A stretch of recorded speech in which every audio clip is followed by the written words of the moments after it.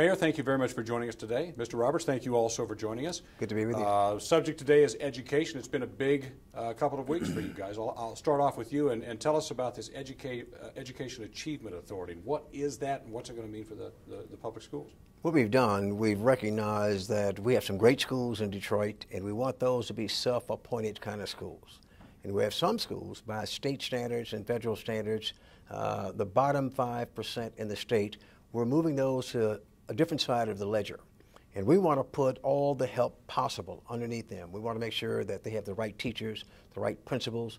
We're asking foundations for funding. We want to fund them at a higher level. You stay in that for about 5 years, and when we get them a level of proficiency, they have a choice. They can become a charter, they can remain in that area, or they can move to the DPS side of the house. So we're talking about elevating the entire educational process in the city. Mr. Mayor, first of all, it can't feel good to know that of all the schools in the state, you've got the bottom 5%. Second of all, do you feel like perhaps you're losing control of some of your schools? I mean, you're the mayor of Detroit, and the control of your schools are going to someplace else. Well, the mayor has never controlled the schools in the city of Detroit, so that really doesn't bother me. What I'm happy about is that, number one, Roy is here, somebody who's been a personal friend for 30-plus years, somebody whom I respect dearly, somebody that I know I'll be able to work with very closely. So what he's doing from a leadership standpoint is taking that bottom 5% of schools that are non-performing and giving them the resources that they need to get them to a level of proficiency as fast as possible. I know you don't control the schools, but I know you hear from your constituents who, I know I heard from them, who are upset that the control of their kids' schools is no longer in the control of local people. It's been sent someplace else. Well, you know, the question would be, are you satisfied with what you were getting, or do you want something different and better?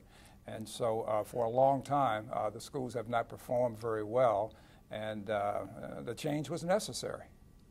One of the concerns we also heard, Mr. Roberts, is that these schools that have been identified as the lowest performing schools are going into the system, but not next year. It's going to be the year after. So what happens in that interim year that all these people are now sending their kids to schools that they really don't know what's going to happen down the road? It's a bad school, but what's going to happen down the road? Well, as a matter of fact, we want to give teachers and principals as much support as possible today. But it would be erroneous for us to say we could flip the switch and start that tomorrow. The Detroit public school system is broken. The personnel systems are broken. The financial systems are broken. Half the people that report to me out of 31 people are contract people leaving the school system in the next 10 to 15 days. We've got to fix all of that before we can say execute. And we don't have all of the poor schools. If you look at the bottom 5% in the state, there are 200 such schools. And we have about a significant percentage of those in the Detroit school system, but not all of them. We have some great school systems also. Do you ever risk run the risk of this extra group, this independent district, getting itself too large, full of badly performing schools, and then becoming inefficient? I don't think it'll ever get too large, because even when we move forward and take in other school districts, they're going to be somewhat independent themselves. But what we can do, we can take the administrative side of the house in all of those school districts, tie that together, hypothetically. Suppose we tie 15 school districts together. I need one personnel director. I need one finance director. I need one purchasing director. We can take all the savings from that, push it down to the academic side of the house, and really make a difference. Rather than us sitting around saying, is Washington going to come to our rescue? Is Lansing going to come to our rescue? We can rescue ourselves. So it's the proper allocation of resources and the proper utilization of resources that's so important. Yeah, it sounds like the best practices that the governor's been talking about. Does that put this new system in line for better funding?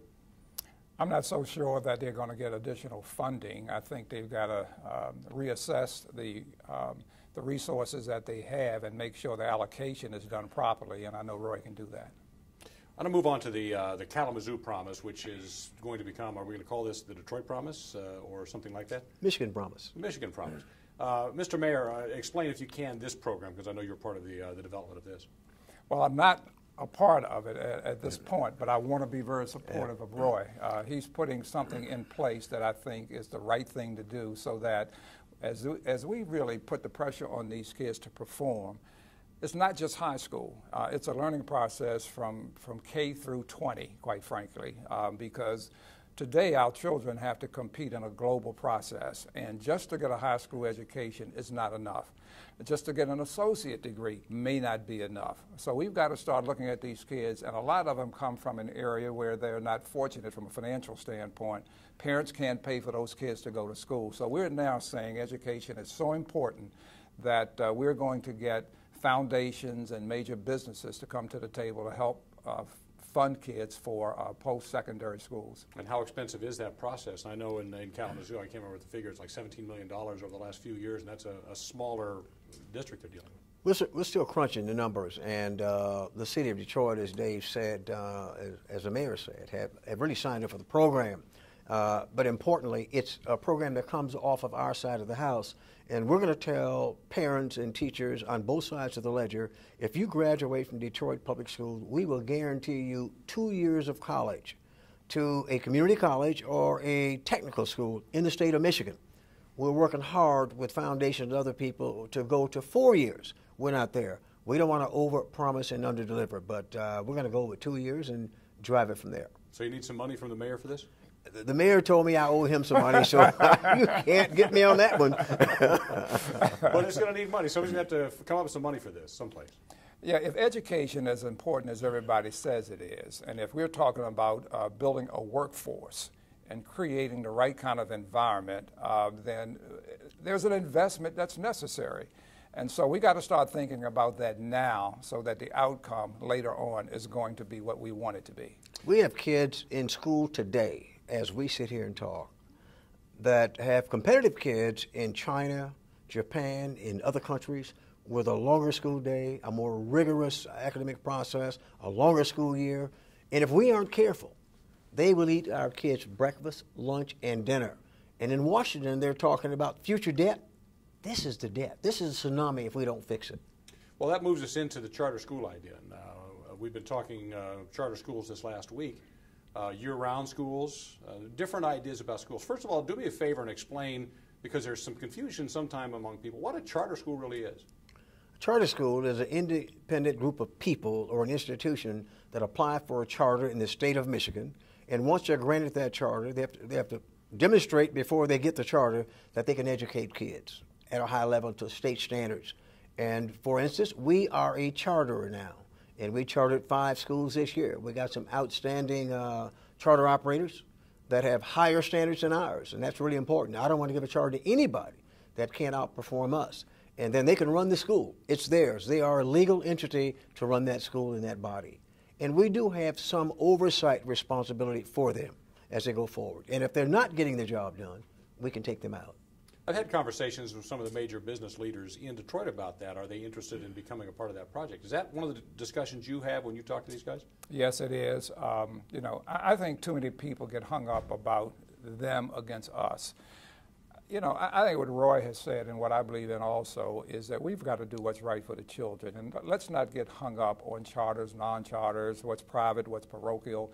Get the kids into an environment when they can maximize their learning and their capabilities so that they can compete. And if they can compete on a global basis, it is good for Detroit, because too many of our kids who get educated here wind up leaving because they don't think the education is appropriate, they don't think that the opportunities are here. And once we get our kids educated so that they compete globally, there's a lot of opportunity here, and obviously the need is here. One of the loudest screams I'm hearing over this whole concept of charter and exactly what the mayor's talking about is from the teachers and specifically the unions. They feel charters are just a way to kind of bust the union. Are they right? We don't have any desire to bust unions. That's not the goal. And by the way, there is no conclusive data that charters are better than public schools. They have the same kind of performance data that we have in the public school system. Some are better, some are worse. But our goal in life can't be just to break unions. I'm not going to let people distract me from my goal. My goal is to educate kids, give them a good quality education. We've cheated them. Kids don't fail, we fail them. And I'm going to stay focused on educating kids. And there are going to be some casualties. There's going to be some fallout. There will be some people who will lose their jobs. There will be people who have set up a business inside of Detroit Public Schools. I'm going to ask them to leave. Because if it doesn't aim at the principal and the teacher and that child, I don't want it.